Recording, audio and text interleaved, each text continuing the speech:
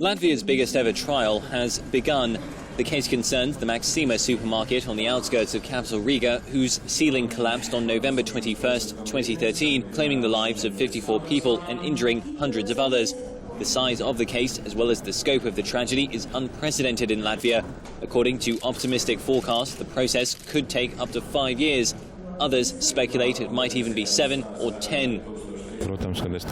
Of course, I cannot say how long it will last. It depends only on the participants of the process, the honesty of the defendants, the accused, the victims, and if they will attend the hearings. The court will make every effort to make this process as quick as possible.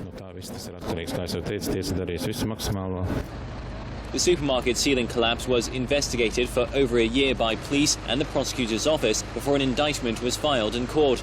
During inspections, it was concluded that the reason for the collapse of the ceiling was several severe mistakes in calculations of the roof load.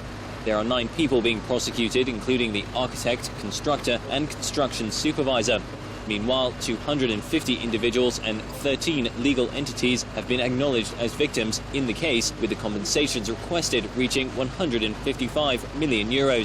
But for the families of some victims, justice will never be served. I'm so sorry my son had to lose his life.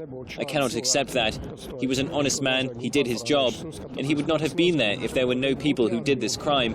I think it is a high crime and they must be held responsible, but I do not believe that they will get the appropriate sentencing, taking into consideration their connections. A temporary memorial has been erected for the victims of the roof collapse at the site of the tragedy. After analysing the evidence and expert conclusions, police have determined that there were at least 30 opportunities for the incident not to have happened if all the parties involved had done their work properly.